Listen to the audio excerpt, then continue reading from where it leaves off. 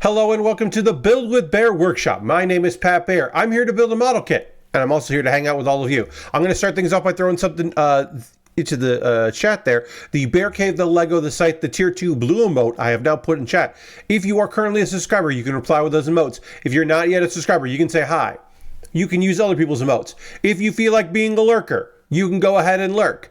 It's your right. It is a Saturday night, and I'm working on the Gundam Astray Blue Frame 2nd L, which is a cool little kit for 2014 that I'm excited to be working on.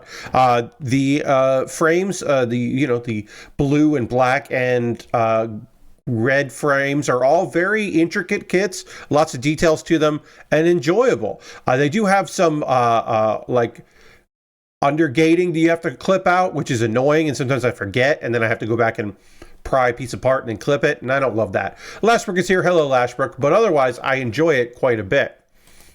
Yeah, the plan tonight is to work on this model kit. There's not a lot of news to chat about, but I did have like a couple things we can talk about in general and just kind of hang out a little bit. I might rely on y'all for some, boosting with conversation, perhaps, mayhaps. But if you just want to be a lurker, as I said, you can lurk. You do not have to get involved in when I ask questions of what's going on. If you just want to kick back and enjoy your Saturday evening with me and model kits, you can. I should say, as we switch to the overhead camera, I didn't notice a thing was happening on Tuesday. Well, because I wouldn't have noticed. I didn't have the overhead camera on. Thursday stream, I didn't realize that the overhead camera was shaking a lot more than it does. It'll still shake now and again because the overhead camera is on a pole arm that is connected to a desk that is next to my build table. I used to have it connected to the same table, but what would end up happening is it would shake around, mainly because we're on carpet and this table is it was just wobbly enough that would happen. So I moved the arm to my stand over here. Or to a table over here where my third monitor is. Now, here's the thing I didn't think about. As we get into working on this kit, I'll talk about this. A thing that did not occur to me, that should have occurred to me, but didn't, so my apologies that I didn't think of this, is, hey, my new monitor is a lot lighter than my old one. My old one was kind of old and was pretty heavy, and the stand also, I should say, the stand that it was on is very heavy. That stand is meant for a lot of different kind of monitors, like if you got flat panels that you want to mount a TV on a stand, that kind of thing. So it's heavy duty because it wants to hold the weight of a variety of monitors, which is awesome. The stand that I have for this new monitor is very lightweight because the monitor itself is very lightweight. There's not a lot going on there. So it didn't take much, it doesn't take much weight, which means that the table wobbles a little bit. And we had that on Thursday, unfortunately, where there was some more wobbles than usual. Usually I have to really hit the desk for there to be wobble, as you just saw there. But just like me putting any pressure on the table shouldn't cause that. But again, because it's carpet, that is an issue that comes up. So what I ended up doing is I took the old monitor stand and it's just sitting on the table now. So the old monitor stand is just hanging out. And with it is a bag of bocce balls is also just hanging out. My dad plays. Actually, both my parents play in a bocce league, and they have their own balls, even though they don't bring them to the games, but they do have them. And that's in my closet. So I took that out, and now it's sitting on top of the stand to weigh down the table, and that should help quite a bit. So we shouldn't have, if we do have some, it shouldn't be as much of camera shake, the screen shake, which since the camera is most of what you're seeing other than me in the corner, if it's shaking, that's a bad time. So I want to prevent that bad time if I can. This is like the worst of these undergatings. The undergating on this particular piece is very difficult to remove. Because you can't really get your blade in there. So I'm just using my X-Acto blade here to kind of pick at it a bit. That should be okay. All right, so it's going to go behind it. It's going to go in front of it.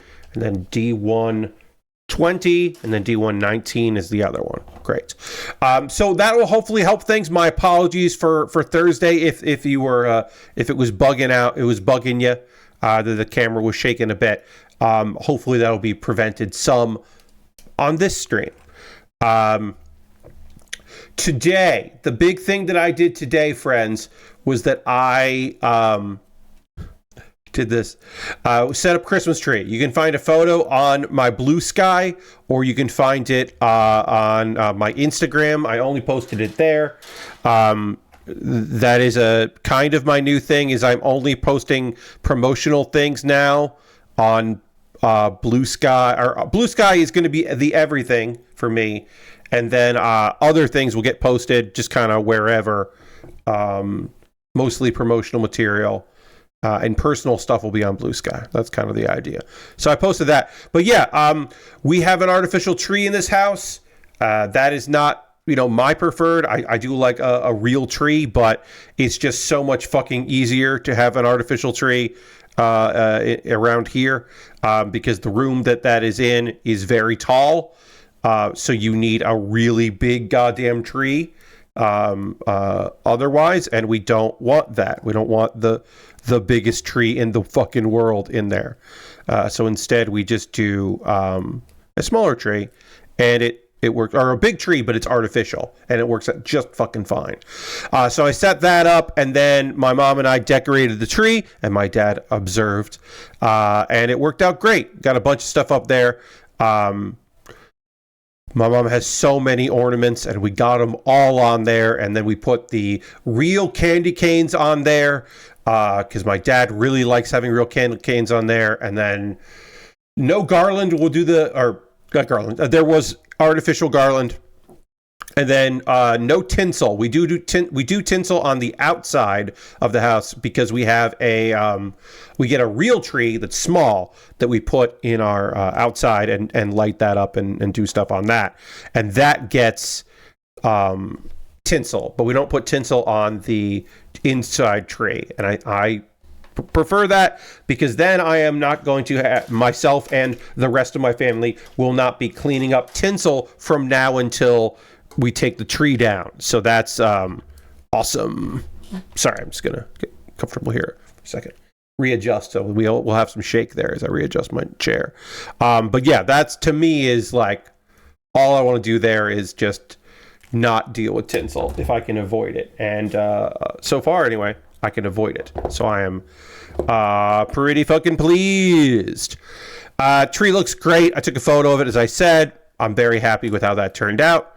That was a fun portion of my day. Also today, I recorded the next episode of Pat Bear's Anime Club, which goes out on Monday. So be on the lookout for that. I, of course, will promote it here. And then Marvel Rivals. I played Marvel Rivals a lot today with my multiplayer crew.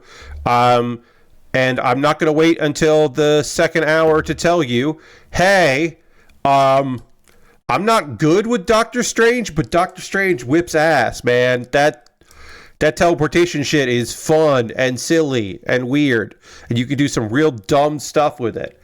I'm real into it. I knew going into it that I was like, all right, as long as this is not like completely fucking busted and there's some amounts of fun to this, I'm going to play a whole lot of this goddamn game. And it turns out, yeah, I'm going to play a whole lot of this goddamn game. My crew is super fucking on board. We are in it to win it. We had a great time today. I played a little bit yesterday, but mostly today. Something is going on weird with this leg where it is not bending properly. It's like stuck. I did something weird with this leg because it should do this, but it doesn't do that. It breaks apart there, and I don't know why. I'm not sure why this leg is being weird, so I'm going to try to fix it. But yeah, Marvel Rivals, very cool. really into it. Okay, so let's look. Did I miss a step? No. Okay, it goes like that. Yeah, why are you weird? Yeah, and it goes like that. Okay. I don't know why this leg is giving me problems, but it is. These back part piece loves to come off here, and that's fine. I knew that was happening on the other one as well. But I don't know why this one leg is being weird. The knee is being super strange. Take that piece off. Let me just take this off here. Yeah, this is right. And then it bends like that. Oops, and it came off, but that's okay.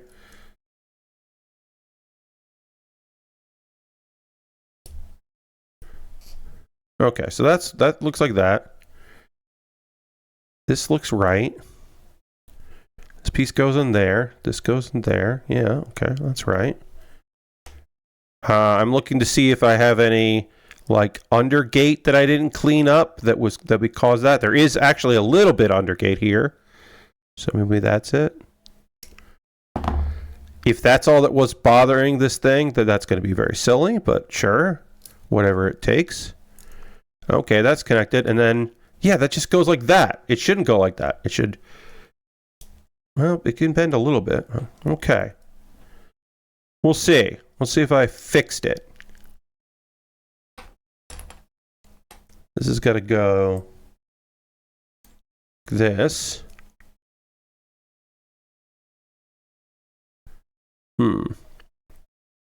Yeah, it doesn't...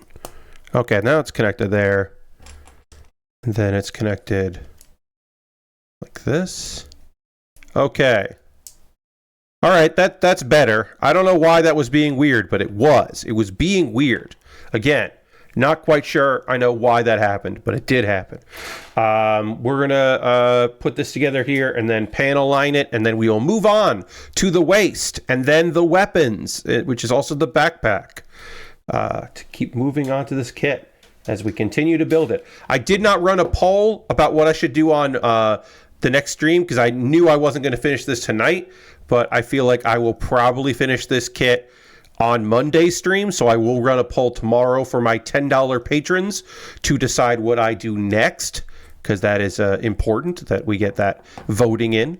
Always good to know what the folks want to see. Oh, also a reminder, friends, I will not be streaming next Thursday. That is the night of the Game Awards. And am I imagining that every single person that watches my streams is watching the Game Awards instead? Not everyone, but enough people will. And last year was the first like hour had like one viewer, and then I was done, and that viewer was not there for the whole hour. It was not great from my end, and I don't need to deal with that, so I'm just not going to stream next Thursday. I'm not going to watch the Game Awards, but I will cover it on that Saturday about like what happened at it, because sometimes that can lead to interesting conversations, talking about like what won and what didn't and all of that. We'll see what happens. But what we can do is, friends, is we can talk about who's going to be there, right? What big celebs are going to be there, because they've made some announcements about presenters and such. So we will talk about that. We can kind of chat a little bit here as I do some panel lining about who's going to be part of it. The flute guy is back. As a member of the orchestra for the Game Awards, Pedro Eustache will be there. He is the master of flutes. He is referred to as the flute guy. I am glad that the flute guy is returning because he's really expressive and fun. So that's a good time. Also at the Game Awards will be the opening act, which is basically the pre-show where they give out some of the awards, are on the pre-show. The host for that will be Sydney Goodman, who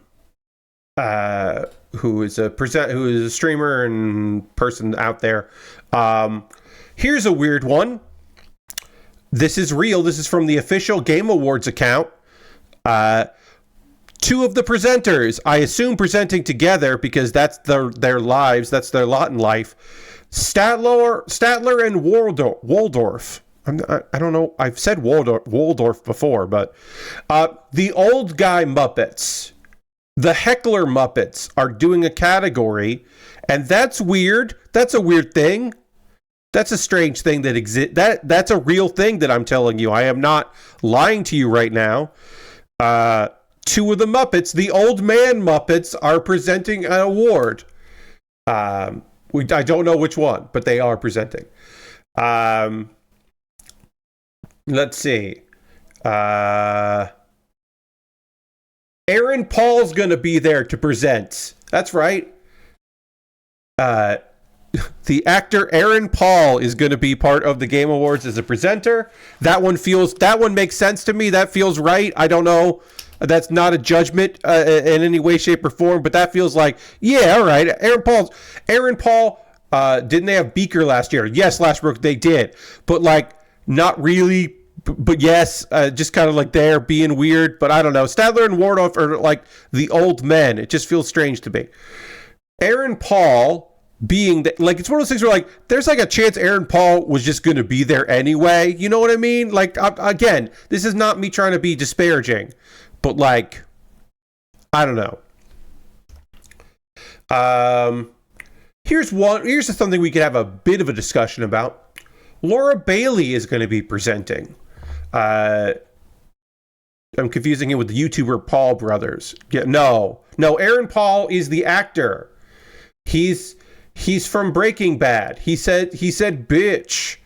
It's the Breaking Bad man, who's also been a voice in some video games as well.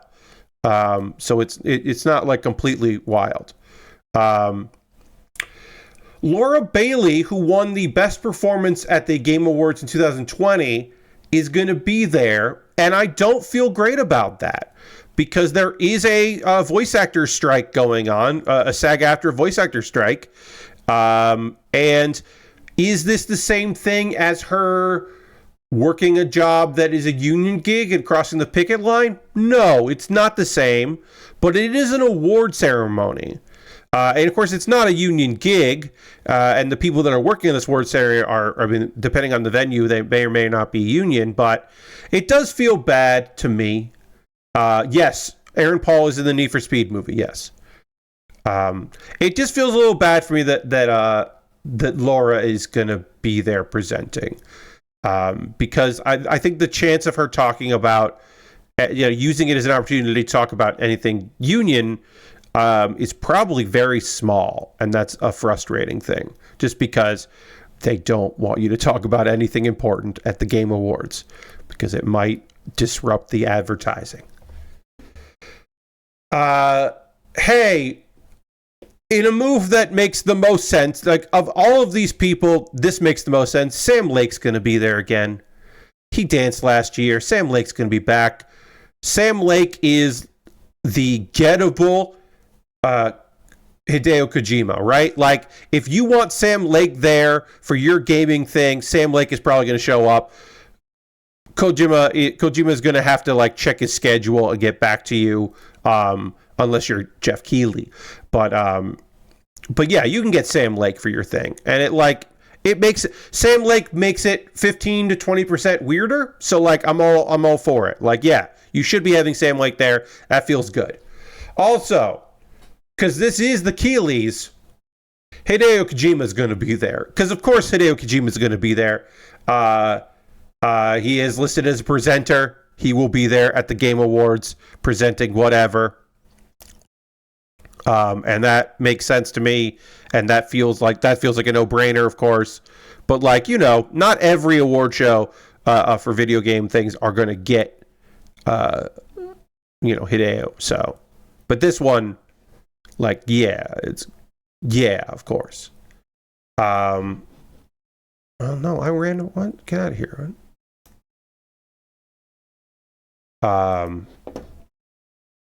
Let's see. Well, you can get if you watch the Game Awards with your linked Twitch account, you can get a something for free in Warframe, so that's fun. Also, Snoop Dogg. Snoop Dogg is gonna perform. He is not a presenter. Snoop Dogg is going to rap at the Game Awards. He is a performer. That's a thing that's happening. So if you haven't seen Snoop Dogg in a while, this is your opportunity to see Snoop Dogg. Let's see. Mecha Break is going to be doing something. That's a video game. It's a mech combat game, which is coming soon, and they're going to have an announcement there. Let's see. I think that's it.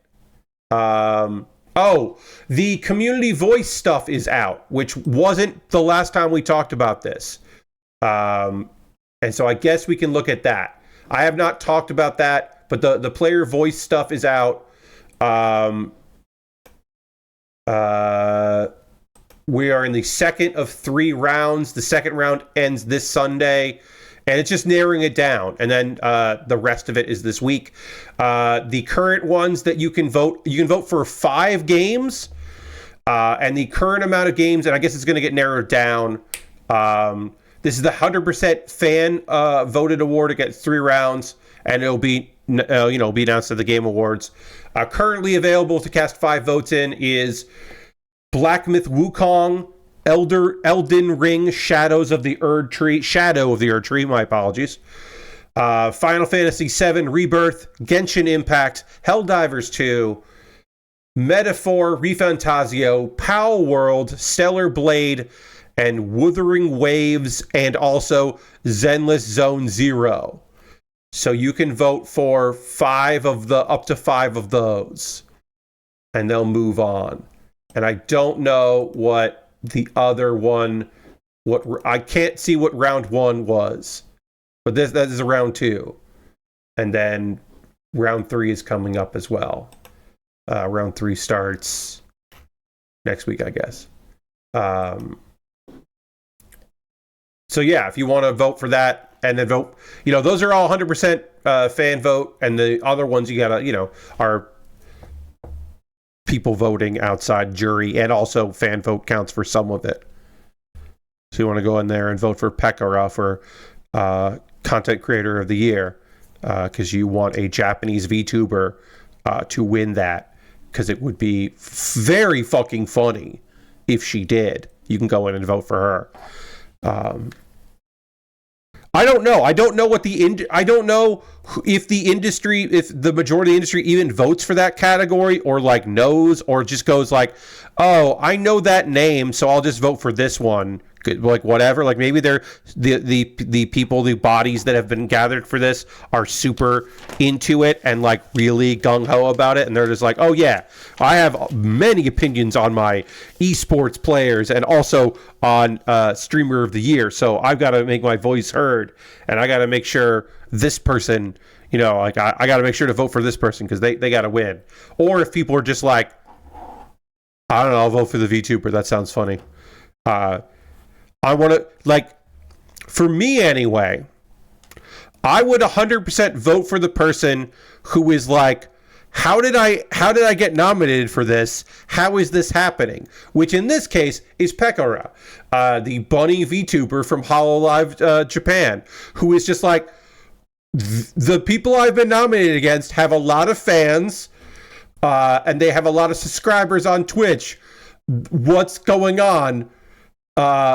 I know that she's basically I know that some English language folks watch what I do, but what is this? she held a press conference, which is very funny, talking about her nomination and how wild it was. And then like one of the couple VTubers I do watch was just like talking about other things and was like, wait, that's that Jeff guy's thing, right? Because she didn't remember Jeff Keighley. Was like, why? It's fine. She was like, what? Pecker is nominated for that? Wait, that's like a thing. That's like a real thing. Because she thought that it was like, oh, Pecker got nominated for the VTuber Awards, which is just like a very small thing that VTubers are doing, independent VTubers are doing. And it was like, no, this was like kind of a big deal. And it's like that's the thing Iron Mouse won. Like what? So of all the VTubers to be picked, I do love that it is the Funny Bunny one. And I hope she wins because that's the funniest outcome. That's the funniest outcome is if the Japanese VTuber wins. To me anyway. Right? That's just the funniest thing we could possibly have. And I always root for when it comes to award show stuff, vote chaos. Because that's the best way to go about it. The funniest or the weirdest or the strangest result is the best result. And there's no way around that. It's always the best result. If it's goofy or weird or people are just like, wait, what? That's how you vote. You always vote for wait, what? In my personal opinion, that's the way to go. All right, I'm going to use my spudger here because I need to get this polycap in here. I've been talking about this when I've been building this kit. I mostly have been talking about the undergating, which has been annoying. I haven't really talked about the other part of this kit is using polycaps again.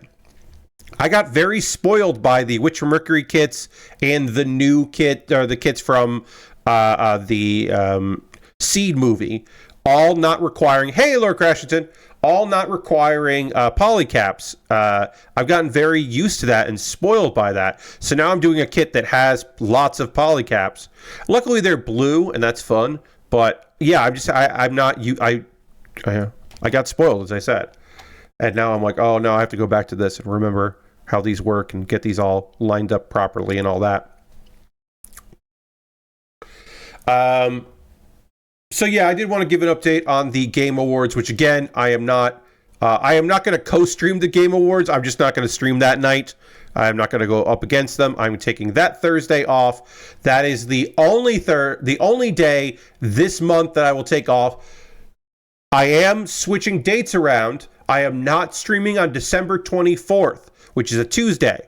I normally stream on Tuesdays. I will not be streaming that Tuesday.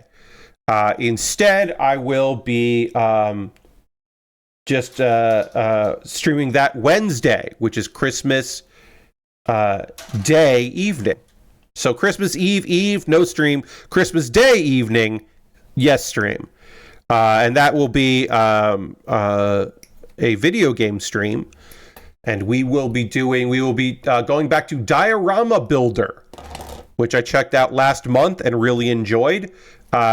Wishing there was a tutorial, but other than that, really enjoying my time with it. And there is a Christmas-themed diorama that we will be building, or I will be building, which felt like a good thing to stream.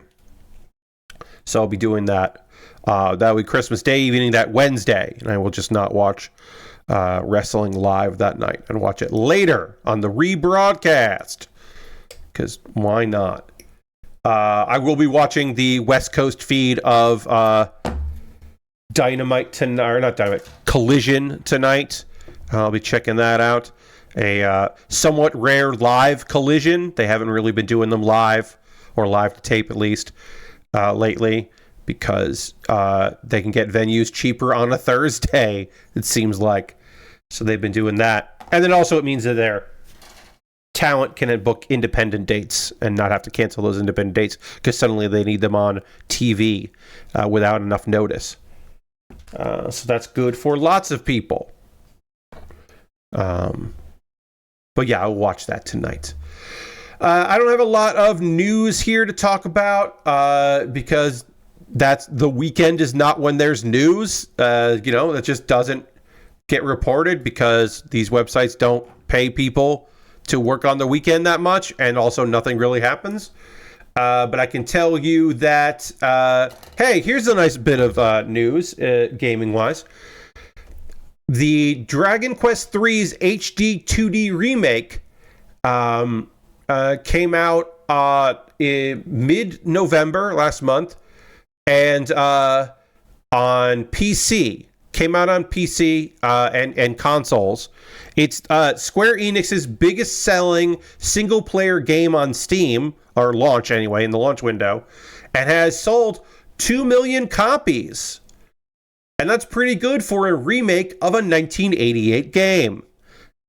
Turns out people still really like Dragon Quest. Still really into it. This is the HD 2D remake. It sold 2 million copies worldwide since the release on the 14th of November. So again, that's worldwide sales. It's on PS5, PC, Switch, and Xbox Series X and S. It is not the first time they have re-released this game. It has been out for, of course, NES, Super Famicom, Game Boy Color. There was a mobile version, and now the console version here. It is sold faster than Octopath Traveler 2 HD 2D remake, and also Triangle Strategy, or not the HD 2D remake, but the HD 2D games, I should say, not remakes, but those are also games. So compared to other games that are in the same kind of style, it's selling well. Let's see. But yeah, it's done like double the amount of Triangle Strategy, which didn't sell particularly super well. But for Square Enix, here's the thing. I have to wonder though, because it's Square Enix. Are they happy with the 2 million? Are they happy with that number, or are they like, didn't meet our sales expectations? Because they are, of course, fucking notorious for that, for their having just unbelievably high sales expectations. But here's hoping that selling 2 million in less than a month is cause for celebration for them, and not like, oh well, tough. So really, really wish this had sold well or whatever. Nonsense. But yeah. Done very well on Steam. I could imagine people wanting to play it on Steam Deck, right? Like, I definitely could see that being a reason to buy the Steam version over a console version, is because you're like, well, I can play it on my computer, and also I have a Steam Deck. Now, obviously, not everyone that has Steam and buys games on Steam has a Steam Deck. Well, there's a good amount, and they're constantly looking for games, so I could see that selling pretty dang well. Pretty cool. Okay. Other news stuff. It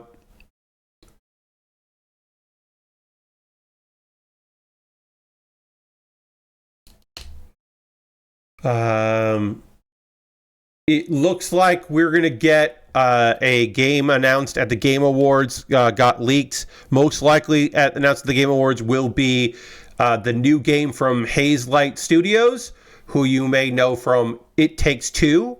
They have a game, according to leakers, called Split Fiction, and that's coming out in March 2025. And that will be revealed at the Game Awards. I'm telling you it's a slow news day because I'm talking about leaks, which I never fucking talk about. But mostly also because, like, the guy who's the lead of Hazelight is like a weird outspoken like guy that has done some interesting speeches at the Game Awards, so it makes sense that he would be and he's apparently attending the Game Awards, so it would make sense that that's where that announcement would come from. So we'll see if that's true.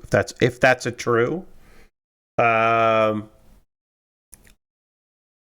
yeah, there's a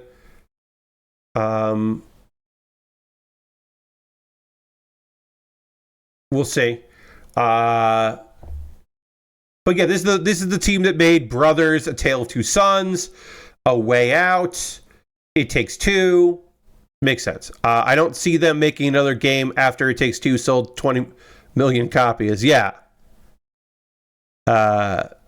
Yeah, they're just going to end there. They're going to stop with It Takes Two, and that'll be it. They're just going to retire off that because they're like, oh, why would we make another video game? We already made a video game that sold very well. But yes, no, seems like they're making a new game.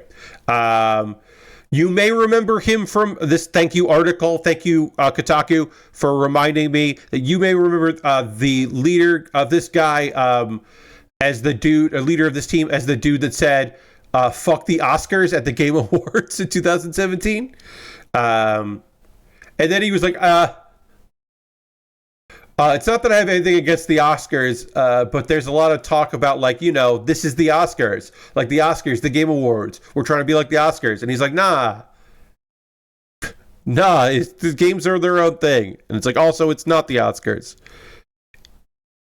It's the Critics' Choice Awards at best. The Golden Globes, maybe. Maybe it's the Golden Globes. More accurately. But yeah, again, hey, big surprise. There are going to be game announcements at the Game Awards. There are going to be trailers and trailers for games that you forgot got announced, and like trailers for games that got announced at the last Game Awards, and they're like, oh, and here, you know, we actually have a date now for you. And then also, because of course there will be unannounced games making their, you know, world premiere trailers because it's Keighley, and because a lot of people watch the Game Awards. Again, you know, like, I am not here trying to put shade on anybody for being like, oh yeah, it's fucking Game Awards. I don't know, like, yeah, people are going to talk about, you know, people are going to watch it. Again, I don't plan to, but I know that people will be watching it. All right, let's get this attachment here on our legs so that we can body complete this kit. Let's get some legs on this thing. Try not to knock over these knives. I love the placement of the thigh knives. I think that is so fun and silly in a way that I really get behind. And you're just like, oh yeah, well, this is where I pull out my knives.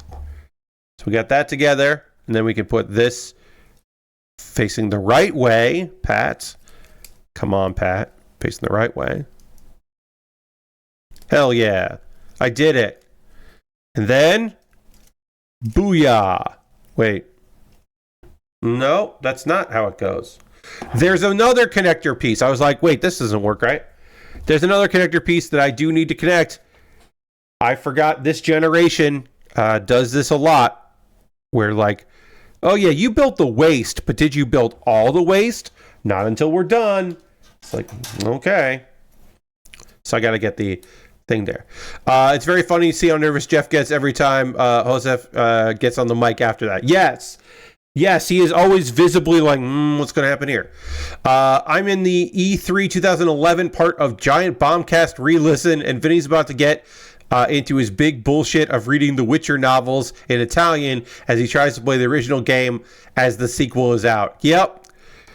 Yeah.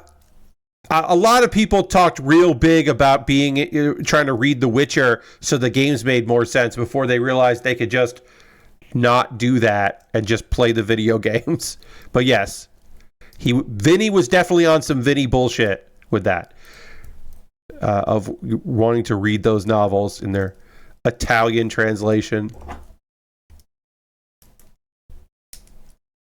Yes, he was very much on his own, smoking his own supply at that point. But, you know, it's Vinny. Vinny doesn't know how not to do that. Yes. Vinny Caravella is going to Vinny Caravella.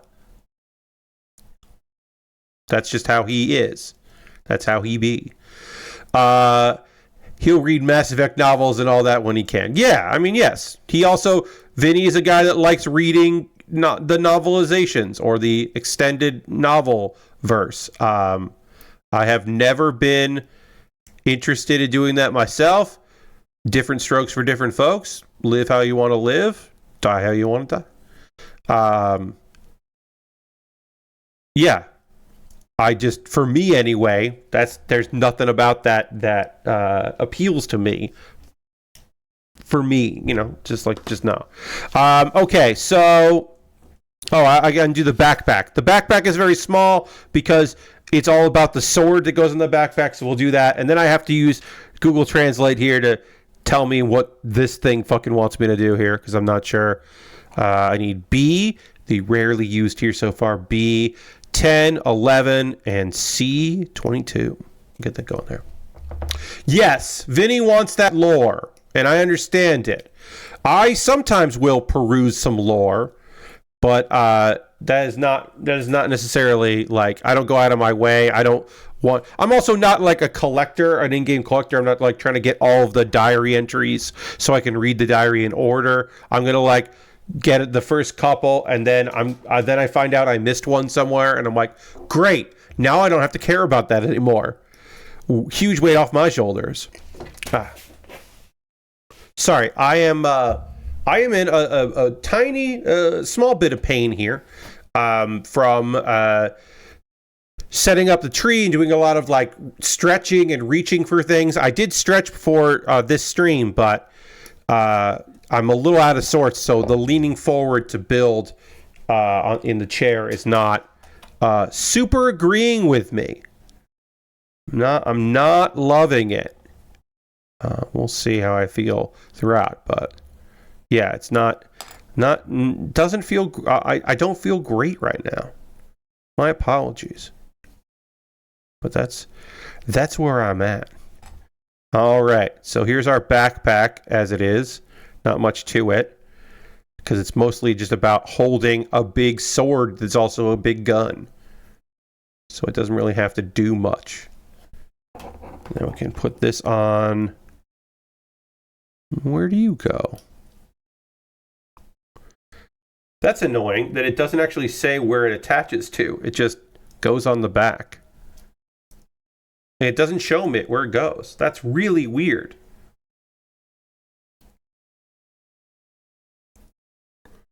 I assume it goes here. That's weird. I mean, there's a bit of text, but okay, just rides there. That's weird. Let's see. Is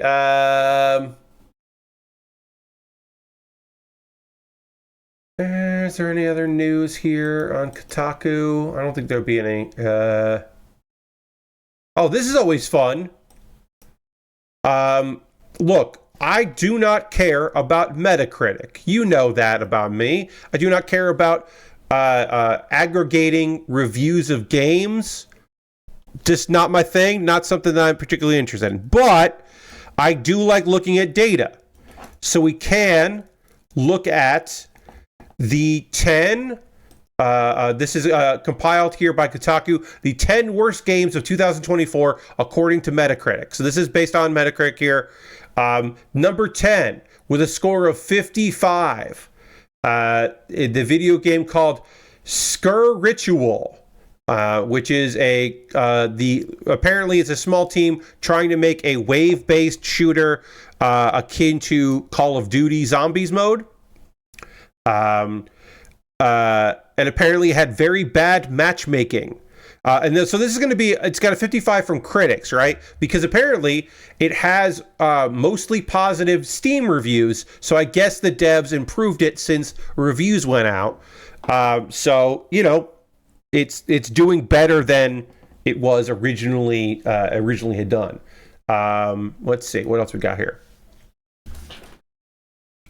With a score of 54. Die by the Blade. It is a one-on-one samurai. Sorry, here I gotta look up Google Translate here because I want you to read what this says. As a one-on-one samurai fighting game, and that's it. There's no content, and the camera is bad. And one reviewer said, It felt like an early access game sold as a full product, which is no, you don't want to read that. Okay, so let's see. Let me translate what this says. It says, "Be careful not to cut it off," and also there's stickers here. Stickers affixed to both sides. Sticker 8. This is part of the big shield, or the backpack that's also a gun, that's also part of a sword. So we're starting on that. We're working on the big weapon here. So we'll start building that, and then also acknowledge that I need to put a couple stickers on here. And this does not have undergating. So be aware of that, Pat. Basically, it's like, hey, there's these little clip things. Don't cut these off, is what it was saying to me. Yeah, that sounds bad.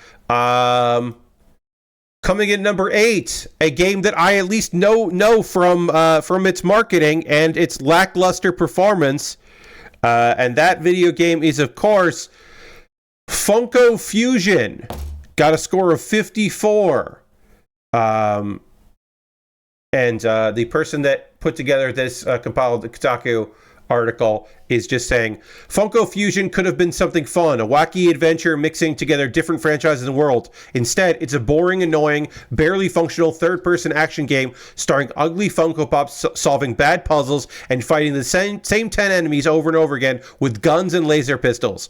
Don't play Funko Fusion. I believe I did quote this review when the game came out.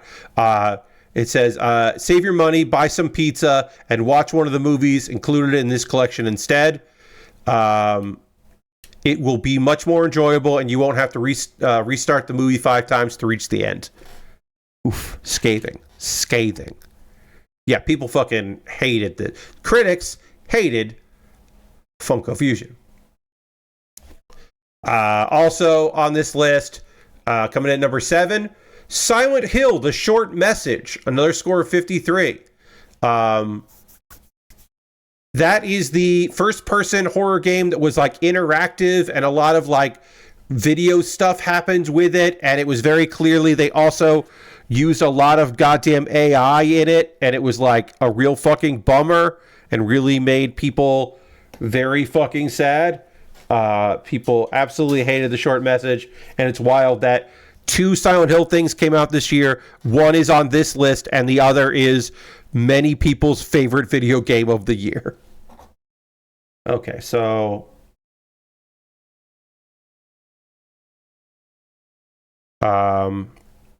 let's see.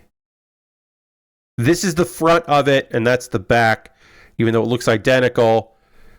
And that is important because I guess it's not that important, but it might be important to building. I gotta put this sticker on here.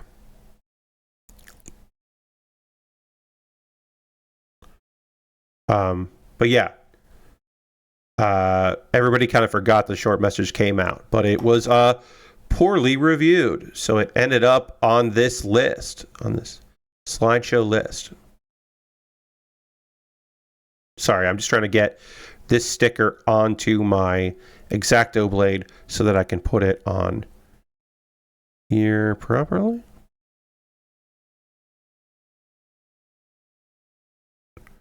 Okay, and then I want to put it on the other side. It goes there. So let's see what else is on this list here. Coming in number 6, Test Drive Unlimited Solar Crown, another 53 score on Metacritic. Yeah, people really fucking hated this game. It's not surprising that it reviewed incredibly poorly, because I know a lot of people were really fucking bummed out with this one.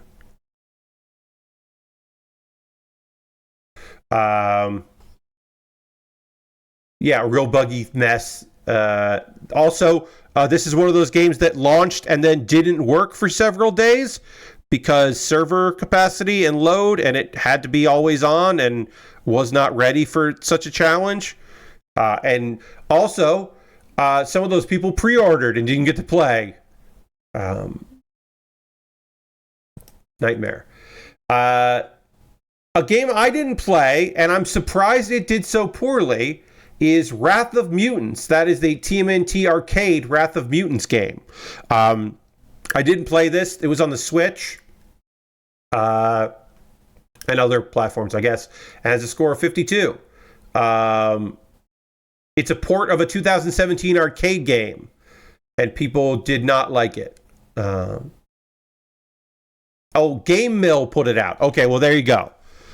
Game Mill is just fucking trash. So Game Mill putting a game out is a good indication that, like, yeah, that ain't gonna be good. It's got the Game Mill unseal of approval. Let's see. Arcade games for 2010s are not a great source of cool stuff. Yeah, very much.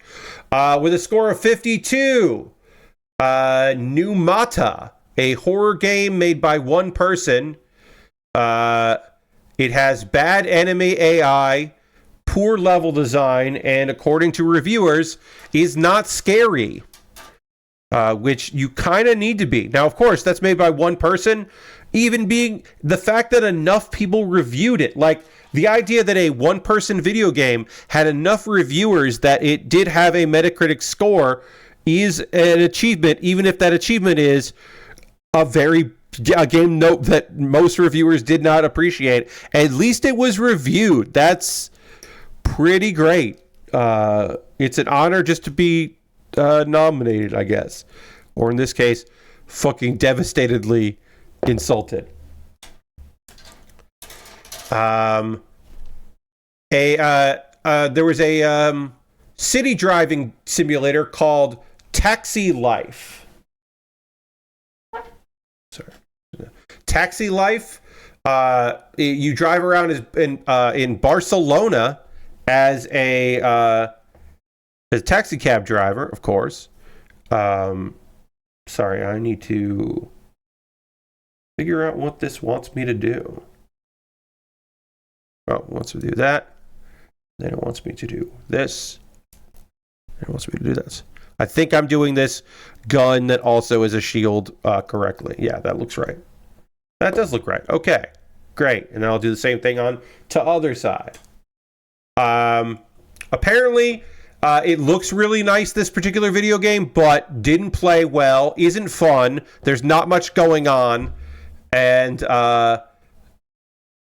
yeah, it's just not, there's not much to it. But apparently it looks nice. So if it's on sale, you want to check it out. Looney Tunes Wacky World of Sports has a score of 47. It's a co-op sports game that plays poorly, has only 4 sports in it, which is, in my opinion, probably not enough sports, I'm going to say, in a sports game. Just have 4. And apparently, graphically, looks like it came out in 2015. And Game Mill published it. So, there we go. Coming in at number 1. Oh, that was the number 2, right? Yeah, that was number 2. Coming in at number 1. The worst scoring game for critics on that came out in 2014 on Metacritic is Jujutsu Kaisen Cursed Clash. That's right. It scored that low despite having all that cool baseball in it. If you Google Jujutsu Kaisen Cursed Clash, you'll find a lot of people calling it the worst anime game released in years and bragging how about they refunded it quickly. Others are warning people not to buy it. I'll quote one negative Steam review. Roblox JJK games are worth more of your time. Oof, that's rough. I want to say this is the game that Jeff played that has the baseball in it because there's a whole episode where they play baseball in Jujutsu Kaisen, so they put that game in there. That might be a different Jujutsu Kaisen game. I'm not an expert in that. But anyway, this game came out this year, and apparently it's real fucking bad and a goddamn bummer. And that's yeah, that sounds not so good. Good luck to them. And that's it. Yeah, that's the Skyer Ritual, Die by the Blade, Funko Fusion, Silent Hill, The Short Message, Test Drive Unlimited, Solar Crown, Team NT, Arcade, Wrath of Mutants, Numata, Taxi Life, a city driving simulator, Looney Tunes, Wacky World of Sports, and Jujutsu Kaisen, Cursed Clash, ranging from scores of 55 to 44. So yeah. Some bad video games out there doing their things. They also made a Mario Party clone of JJK. Yes, I do believe that is true. Oh man, all the stickers are in these parts, which makes some sense because this is the stuff that is new for this kit that wasn't in the regular blue frame. So it makes sense that some of these small pieces would not be color corrected. And we're building 2 of these, so we can build these at the same time here. I'm going to get all the pieces out that I need. There's going to be a bunch of stickers. We will take a pause for the cause in a moment or two, talk about ways you can support the channel and do all of those things and things. I got some anime to chat with you about.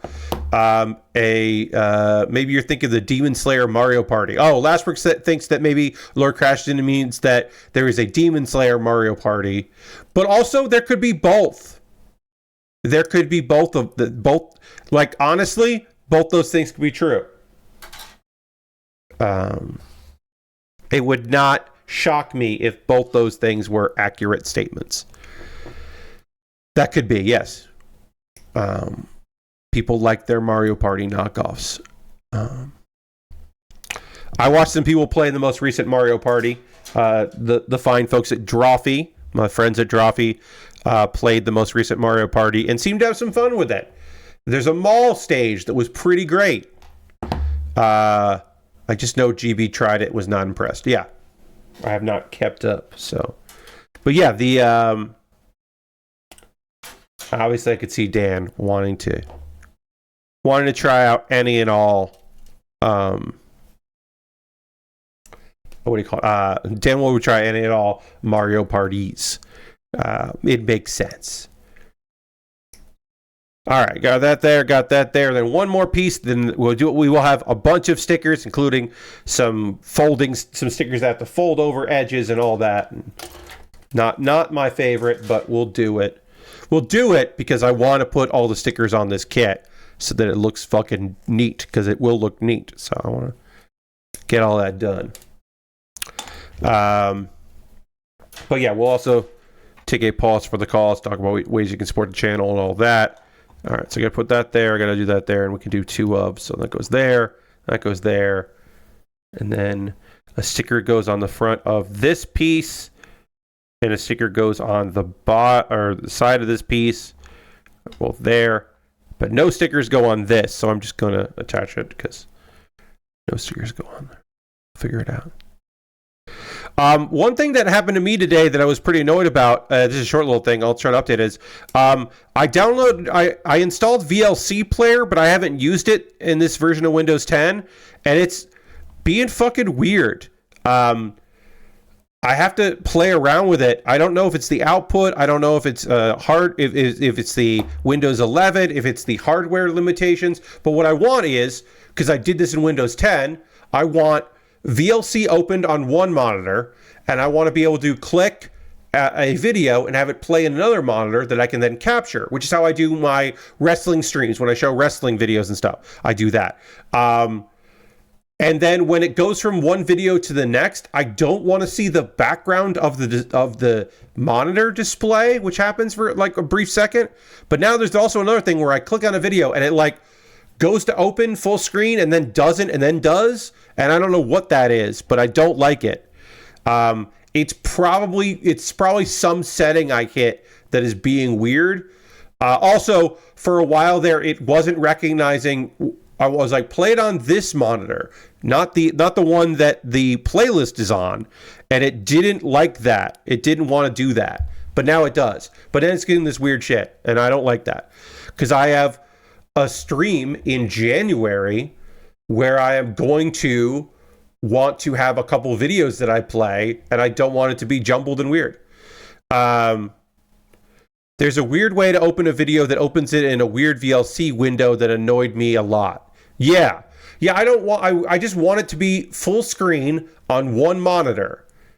Because I don't want to have to like open it and then pause the video and then then it's fine. And I'm going to have to do that for my stream in January, my subathon stream, which will be on January 31st.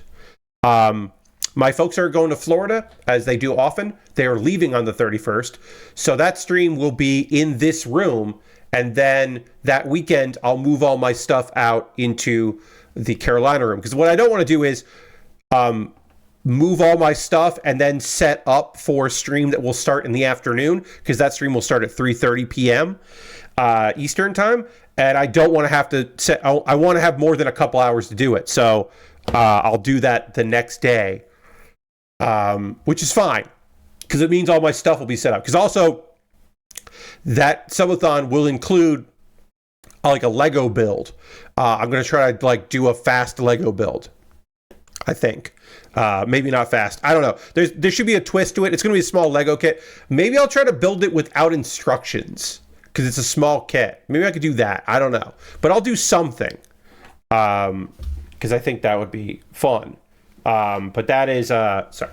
That is neither here nor there. That is not that's more than a month away.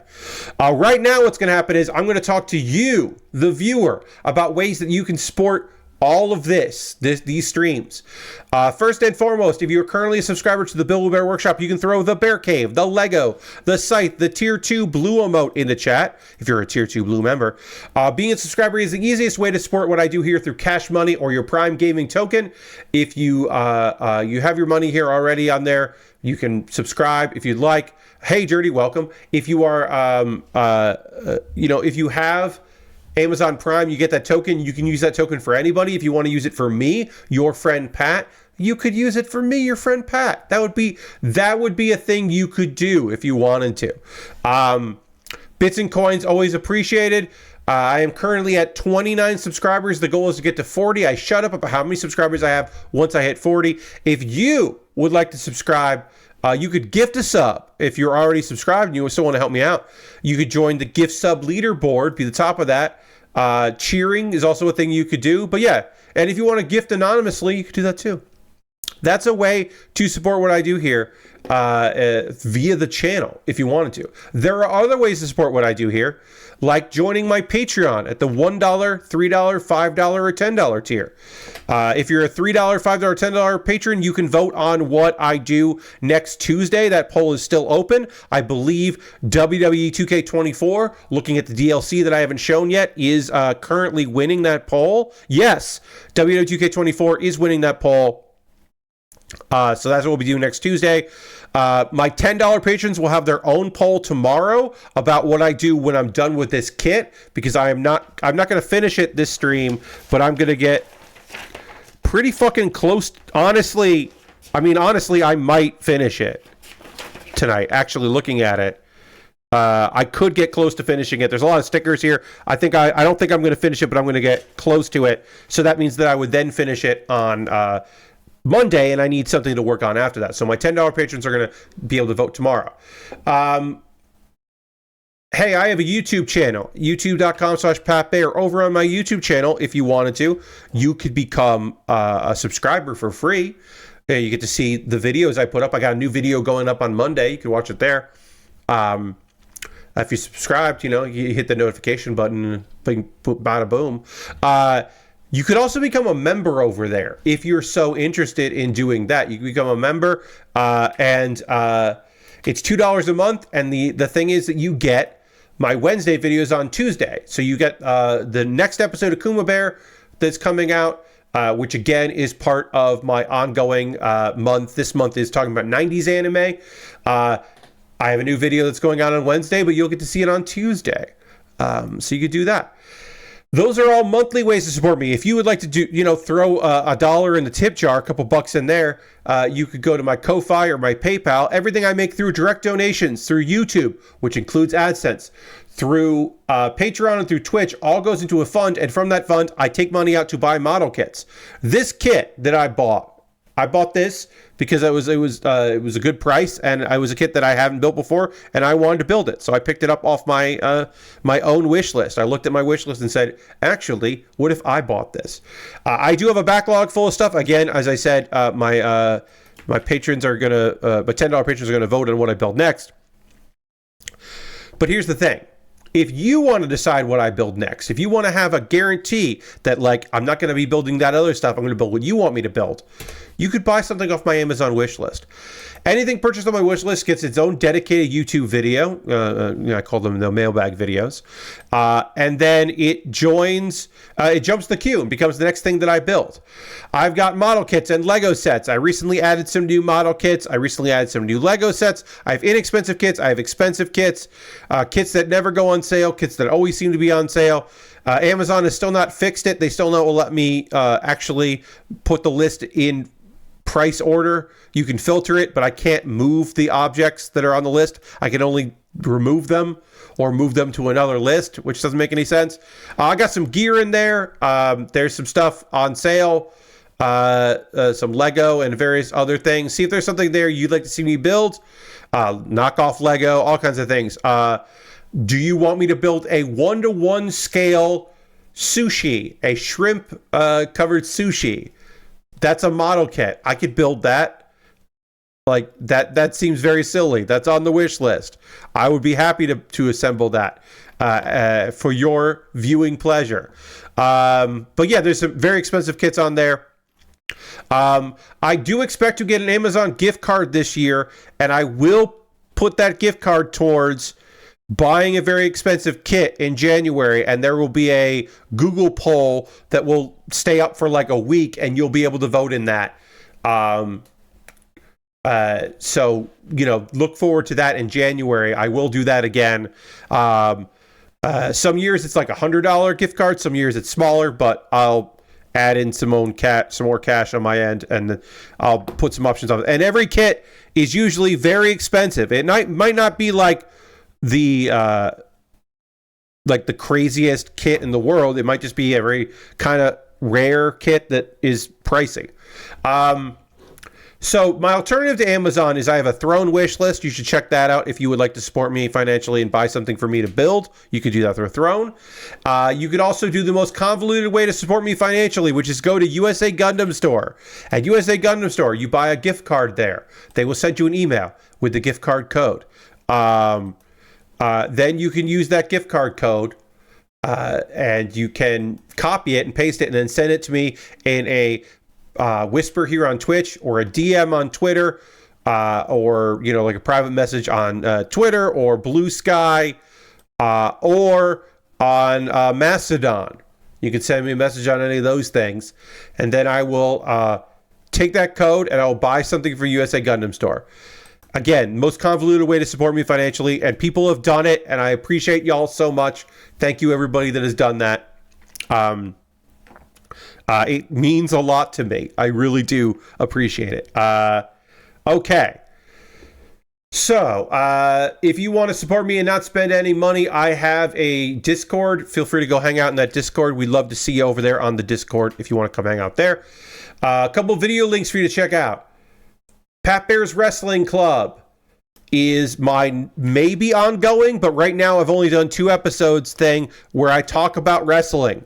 The first episode I talked about a young wrestler, literally young, who was on the precipice of winning a tournament, and she won that tournament, and then she declared that she and her tag team partner, who was the person that she beat to win the tournament, wanted to take on the tag team champions, the ace of the company, and also Maki Fukuhito. And so Miyu and Maki, who were the tag champs, and they had a match. And so I kind of recapped that a bit, talked about it, and just kind of did a follow-up to my first video. I will do another one of these. It will not be about Tokyo Joe's Pro Wrestling. I think the third video should be about something else. I have no plans to do that in December, but maybe in January I'll do it. It'll be sporadic, honestly. But it was good to do it. Pat Baer's Anime Club is not sporadic. There will be a new episode of Pat Baer's Anime Club up on Monday. I recorded it today and uploaded it.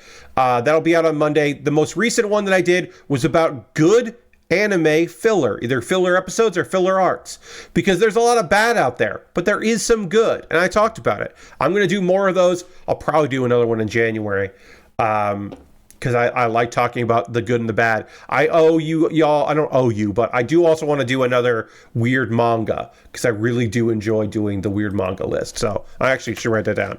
Weird manga. I think this will be a fourth one, because there's always new weird manga for me to talk about. Let's see. Kuma Baer. Kuma Baer is my weekly anime recommendation series. I've been doing it every Wednesday for this year. I'm also going to do it every Wednesday next year until I want to do something different. I really like doing this thing. I am going to stop doing it on Instagram and TikTok because nobody watches it on Instagram or TikTok. So it's going to become a YouTube exclusive. That's the only link I really set out. I did it in case either blew up, like nobody's seeing it on my TikTok, and some people were seeing it on my Instagram, but not really enough to justify doing it.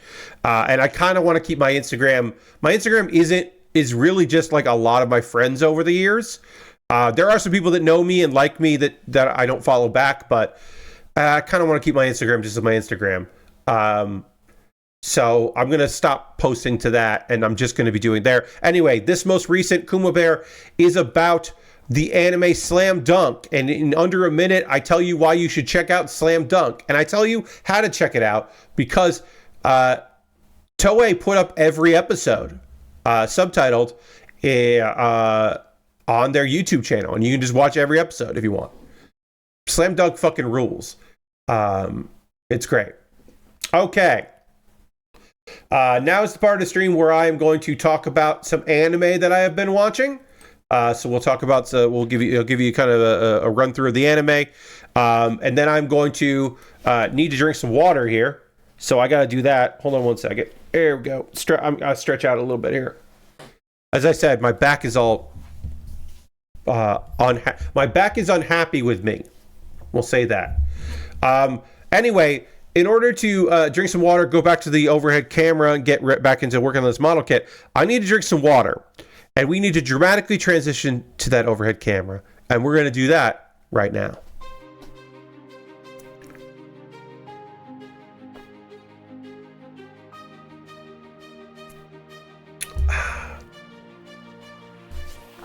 All right. It's anime chatting time.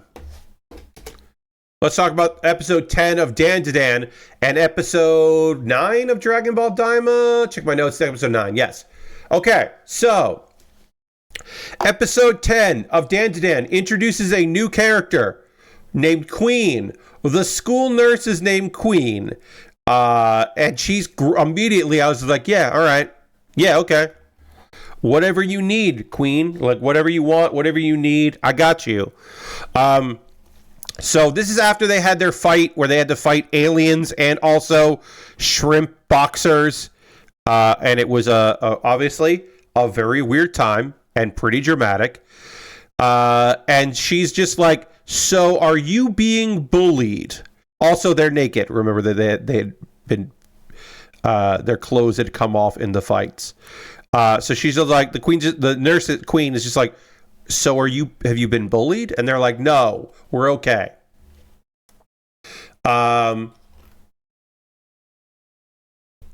The nurse leaves, and so our trio are talking a bit. They're talking about Ira's powers and the goals of the aliens, and some assumptions are made by Okarun that I'm like, okay, like the aliens or try to invade Earth, but they haven't been able to be successful because of the yokai and demons that are here, and their abilities don't work on them, which we've seen.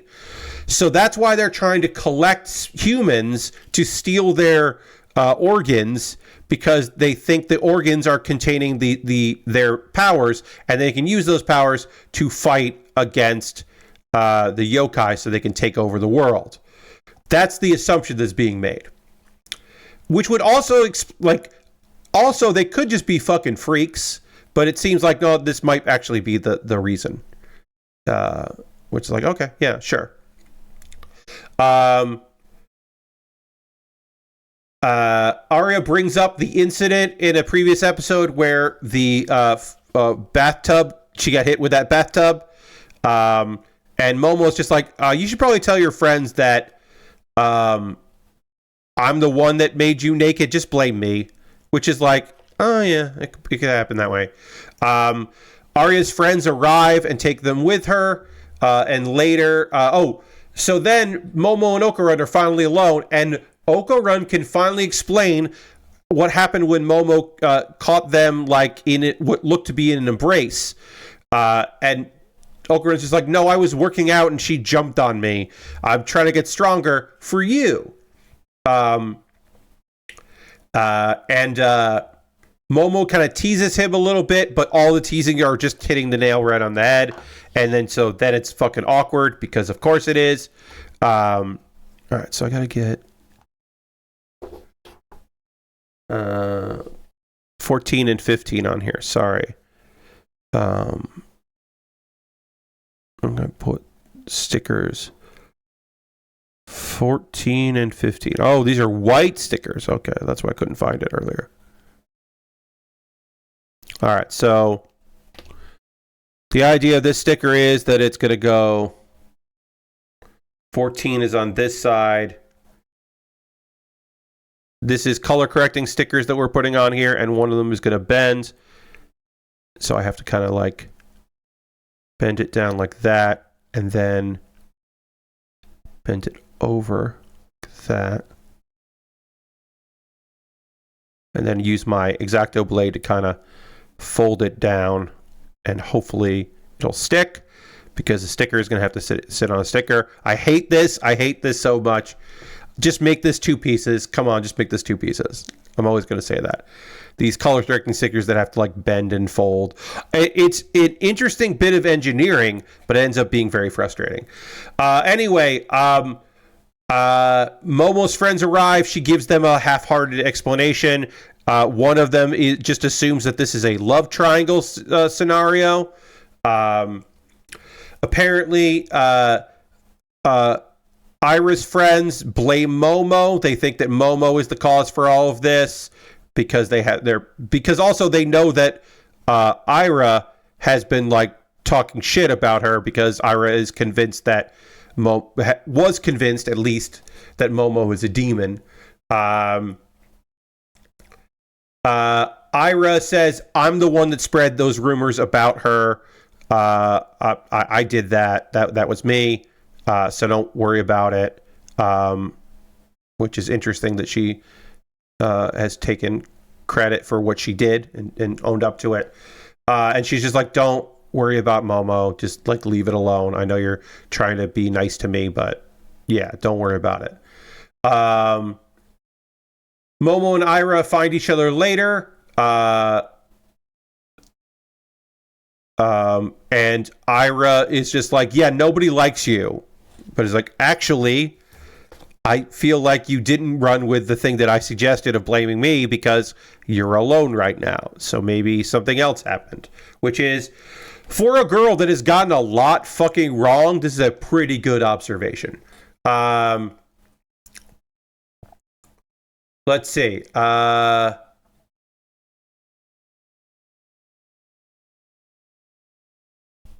The Martesian shows up again and wants to fight Momo and Ira, but falls. And then we get a flashback.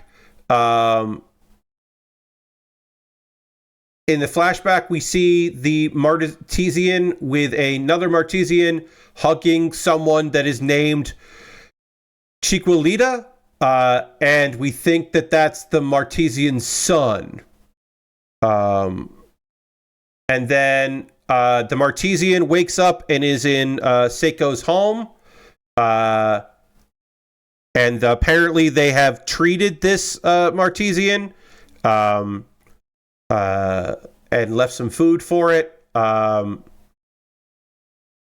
the Martesian's like, hey, actually, honestly, thank you so much. And says that, hey, my Chiquilita is ill, and it needs blood, and like new blood every day to survive. and he's been collecting money for it. And he's like, yeah, it's hard for me to do that because I'm actually like, compared to other Artesians, I'm weak. The big question is, how does it eat with boxing gloves on? Lashbrook, I have no fucking idea. I don't know how any of this works. And Okura is just like, I mean, I guess I could help out. But he's like, honestly, I just need a job. That's kind of all I need. It's a really weird scene. It's like kind of fucking awesome because it's just like, honestly, I just like need to like make money. I just need to earn some money. I gotta get a job. I gotta get a real job. It's just kind of like it's a very strange scene that I really liked in a show that is very weird. It was one of the better scenes we've seen in a while here. I know I just said scene, but whatever. You know what I mean. Let's see. Okay. So before he goes, Seiko gives him some milk, and the Martesian drinks it. And apparently, milk is... I don't know if Seiko knew this or not, but like, milk is exactly what he needs. It's the same thing as that blood, and so like it is legitimately the perfect thing to give. It is a solution to the problem somehow. Wildly, again, I don't fucking know. This anime is weird. Let's see.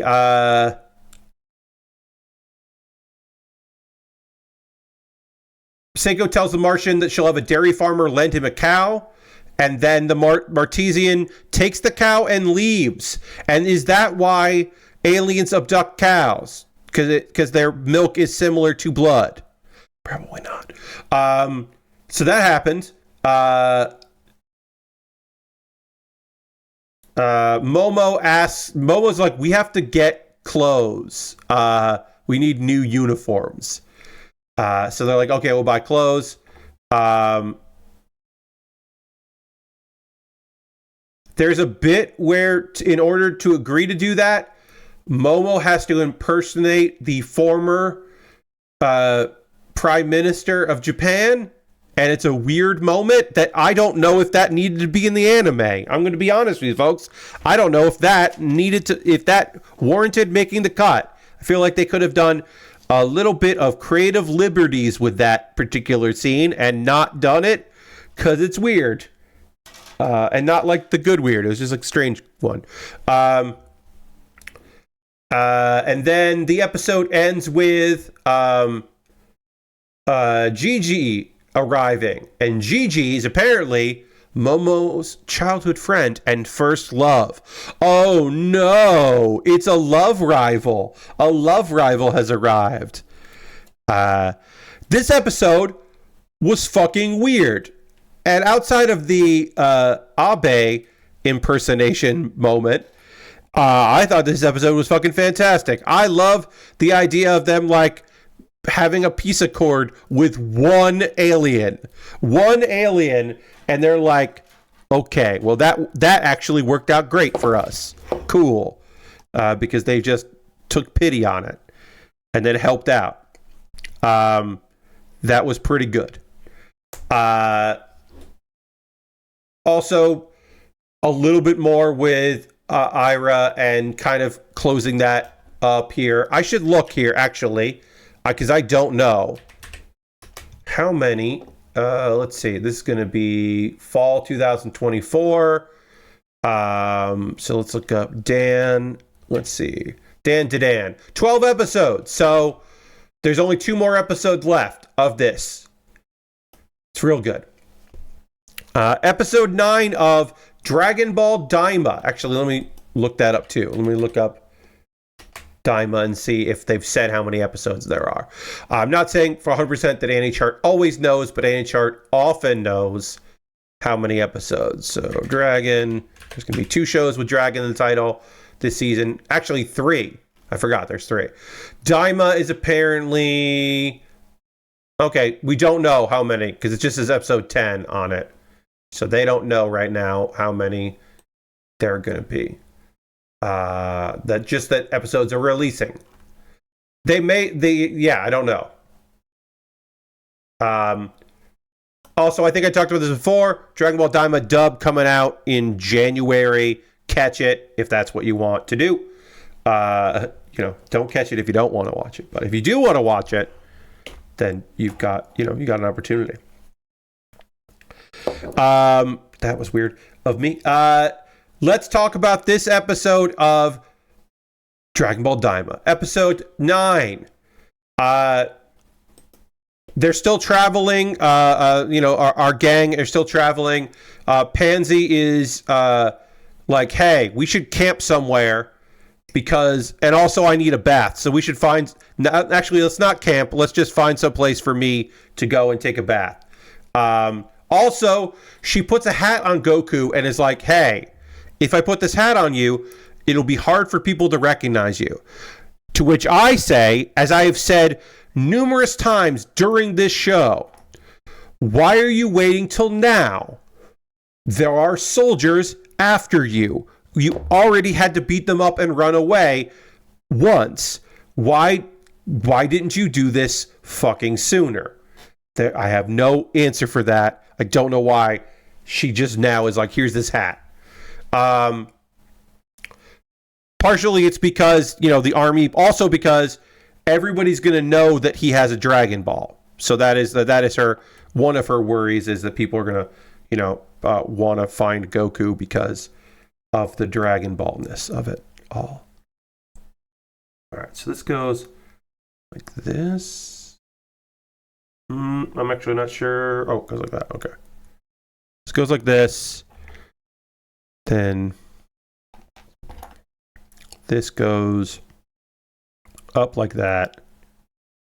These go in here. We're just working on this part of this kit here. Just finishing this kit up here. Or working on it. Anyway, yeah, people are going to know. They enter a hotel. And Goku fucking takes his hat off in the hotel. Because, of course he does. Immediately, while he is... Because his head itched, so he had to scratch an itch. And of course, as soon as he does that, people immediately are like, wait, I know that fucker. Two bandits immediately recognize him. Sorry, this did not work. I did not do this correctly. Hold on. Holding, please. Hold, please.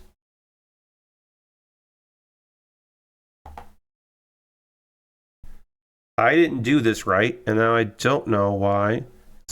I didn't do this right, or something's wrong. This is not...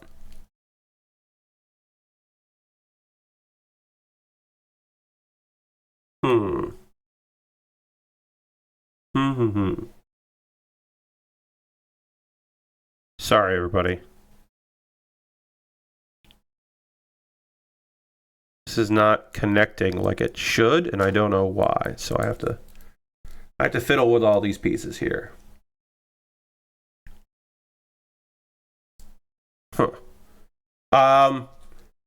Let's see. Everybody has a bath and eats.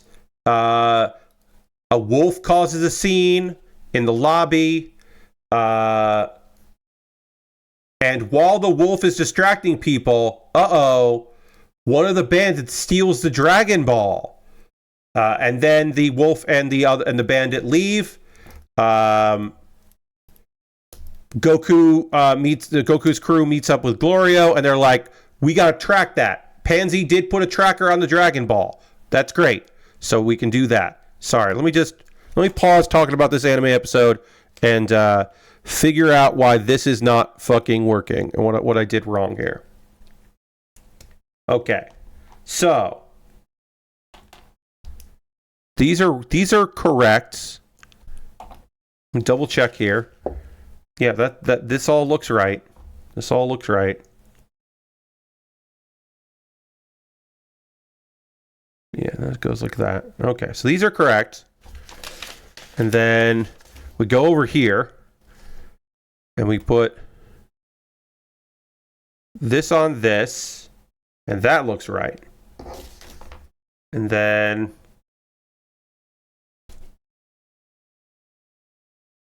yeah, that goes on here. This goes in to this piece. Like this. So this is correct. And then this piece is correct. And it's got the waves that go up. That. Yeah. So if it goes like that, these fit like this. But also, these have to go like that. Oh, okay. All right. I think I figured it out now.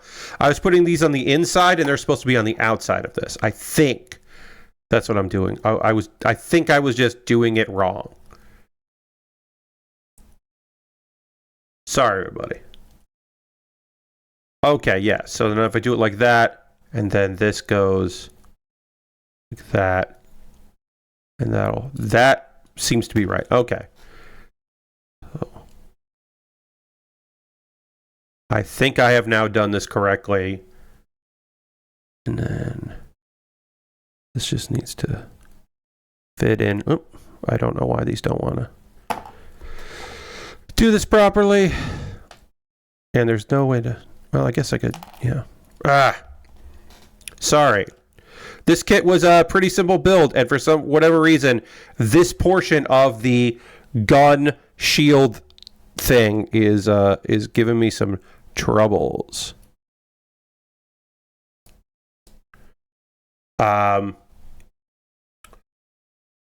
Let's see. They place a tracker. Goku immediately finds the bandits, and he and Glorio beat the bandits up.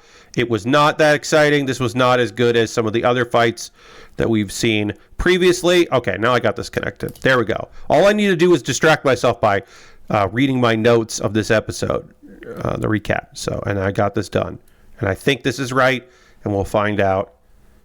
At the very least, it connects properly, so that's good. And we'll see. Hopefully I did this correctly. Okay. Now I need to build the other parts that are attached to it.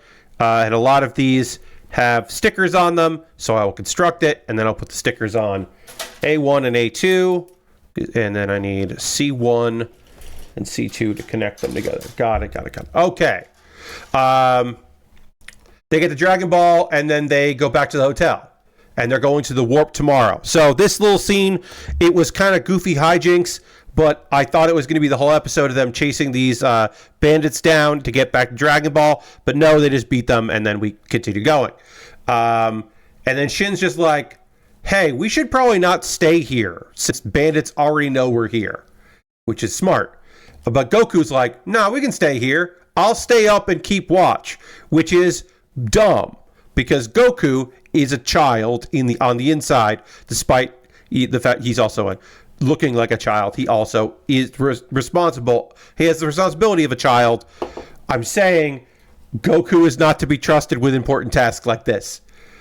But apparently it works out okay. Meanwhile, Hybis, the person who is the demon who has been bringing the other crew, who we've seen do in 10 episodes absolutely fucking nothing. Their vehicle has been stolen. And apparently Vegeta beat up a bunch of bandits, and then in response, those bandits stole their vehicle. Meanwhile, Goma is finally made aware about Goku and friends because they got the first Demon Realm Dragon Ball. So now the big bad knows that they're there and doing things, which it's kind of surprising he didn't know before that. But apparently, this is the big indication that shit's going down. Let's see. That they know that they're going after the second Dragon Ball. For some reason, they know that. which is, good intel, I guess. Let's see. Somebody's got to stop them, of course, so they hatch a plot. Vegeta and Vegeta's crew and Goku's crew finally meet up, and Vegeta's just like, hey, let us on your plane. But they don't have enough room for those people. We've got to keep our crew separated again. Pansy is just like, I'll call the king and ask for another plane. And they're like, hey, while you wait for that, we're going to go to the second demon realm. And then he's, in very Goku fashion, he's like, we're going to go to the second realm to get this other Dragon Ball. While we're gone, if you want, you could just go and beat up Goma. If you want to go defeat the big bad, you could just do that. And then Goku's group leaves. The bandits who stole Hybus's plane show up, and they want to fight Vegeta. And so Vegeta and Piccolo just beat all their asses in a fight that is a bit more fun than the other fight that we saw, because it's fun to watch Chibi Piccolo whip ass. It's pretty good. Okay, put that there, and then this has got to go like this has got to go. Okay, it shows me. Okay, so.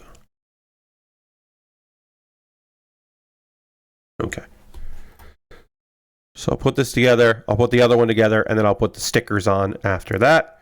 And then we will continue to build this thing, which we're not going to finish tonight, but we will finish on Monday stream, and then I will start something new, because I did promise that, and I'll get my patrons to vote on what that's going to be. Okay, so that goes like that. And then this goes that. Yeah, so they fought. And then they want to know where the bandits hid their plane, so they don't need that other plane. It's almost like this scene didn't need to happen, but it was fun, or this element of plot.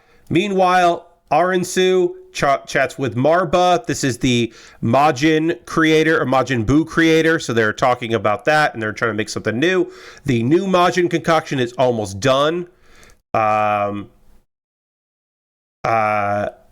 Apparently also the Cybermen, she has some seeds of Cybermen. You may remember the Cybermen, but they only have 2, and they're like, well, we can use 1 seed just to be safe, because putting one of the Cybermen seeds in it will increase Majin Buu's essence.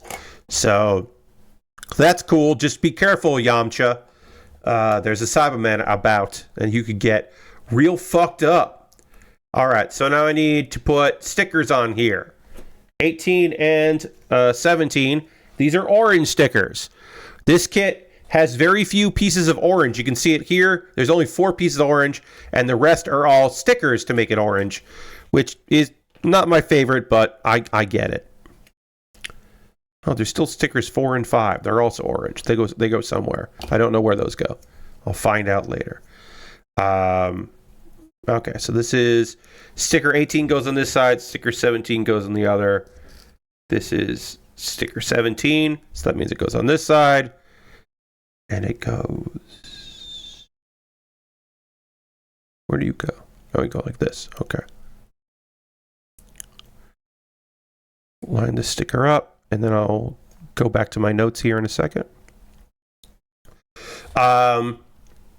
Apparently, adding the Cybermen seed to it doesn't make it stronger, or maybe it does, but it also makes it kind of act out and get real weird and maybe unstable, or uncontrollable.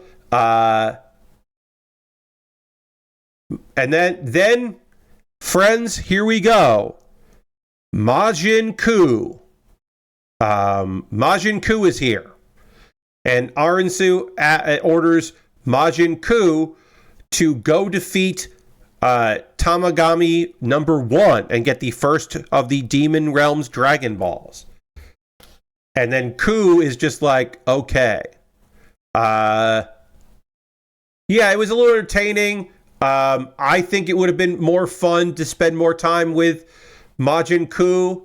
I will say that a Cyberman returning is interesting in any race shape or like. I was not expecting more. I was not expecting the Cybermen to make an appearance. You know what I mean? Like, what?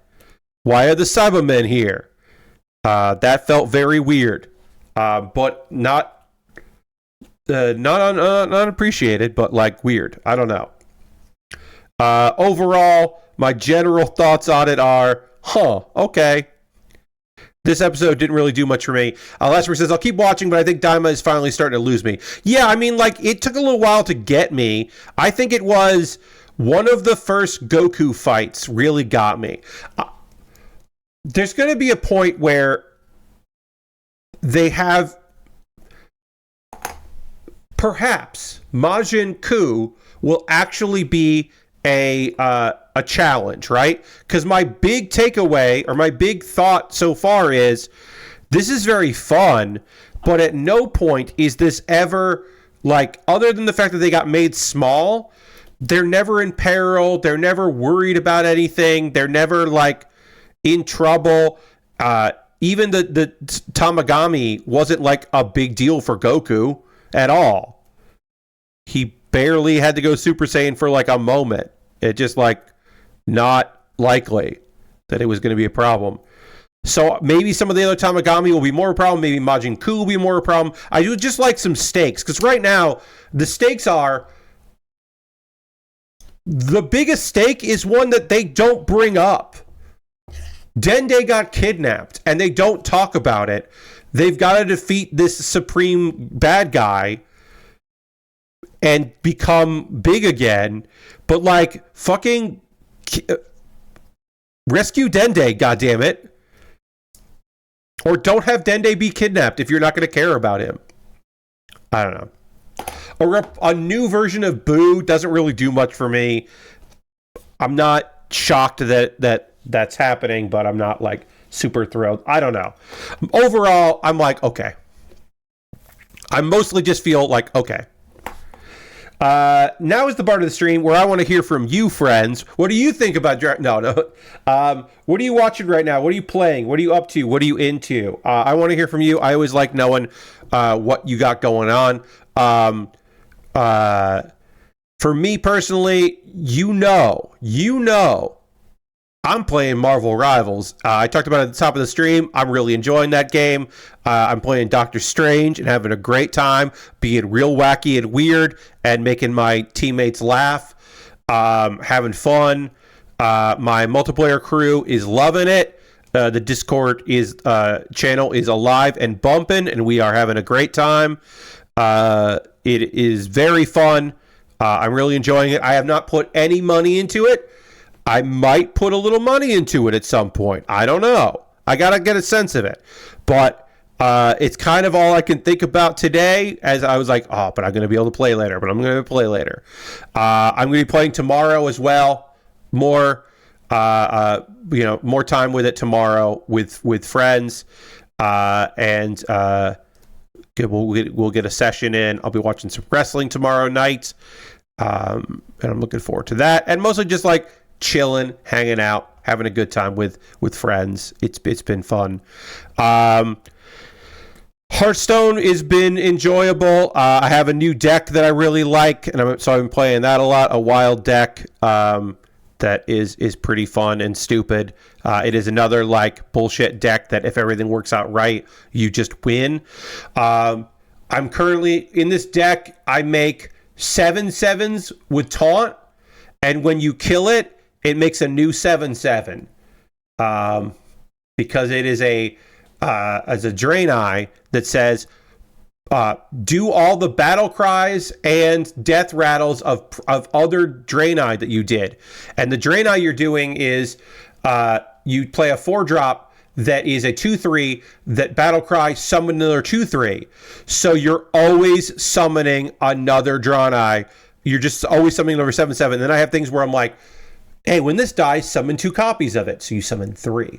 Or a thing that like kill this and then restore it back to full health, which will then summon another 7/7 and it just becomes a wall of taunts. And it's not a good deck, but it is a really fun deck. So I'm playing that a lot, and that's really fun in Hearthstone, and I'm enjoying my time with it. Again, it's not a good deck, but it is a good deck, and so I'm having fun with that. Ristovan says, hey, Ristovan, glad you're having fun with Marvel. I started Infinity Nikki, and it's a fun collect-a-thon. I saw Wicked this morning, and it was excellent. Yeah, I look forward to watching Wicked on my the big TV in the house someday. On the large TV, I'll put Wicked on. I do look forward to that. But yeah, I'm glad you're having fun collecting in Infinity Nikki. Lastbrick says, I'm up to season 3 of Prison Break now, and stop me if you heard this one before. They have to break out of prison again. Everyone who paid for the Ultimate Edition or whatever playing Indie is making me feel pretty jealous right now. Yeah, Indie seems pretty good. I'm not like out there like, oh, I gotta get this, but like, yeah, it seems pretty cool. I look forward to watching more people stream it. PoE2 has been good so far. Not much else, says Ghost Valve. Hey, yeah. All right, hell yeah, Ghost Valve. I hope you're having a good time with your Path of Exile 2. They found a new path, huh? There's another Path of Exile. Wild. Just wild. They found another one. They keep finding these Paths of Exile. All right, so I think I'm going to end things here. It's a little early for me, but we'll do a wrap-up. This is not done. We still need to finish this gun thing that also can do stuff. This turret that is also a shield. We need to finish that up. There's also a backpack. We do need to build that, which we will. And there's a little more assembly here that we need to do. This gun thing that also becomes a big sword. We do need to build that at some point and finish this up. But we'll do that on Monday. My back is like now just like, my back has transitioned from, oh yeah, it's a little sore, I'm going to wake up feeling sore, to, oh, I'm sore right now. I'm going to watch wrestling and stretch out my back during commercials. So I'm going to do that. I want to thank everybody here for joining me tonight. Thanks for spending some time with me here on a Saturday evening. We are going to raid. That is how we end every stream around here. We're going to go find someone doing cool shit that we want to go spend some time with. As I set that up, thank you, Aristofan. I will. I just need to stretch my whole body out and all that, and it will be good. Just right now, it is not great. But again, it will be.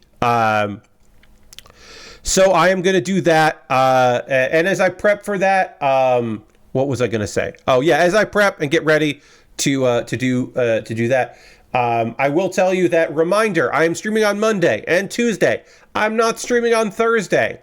My normal Thursday stream will be, I'll take a week off of that because I will be so busy not watching the Game Awards, but also not competing against the Game Awards.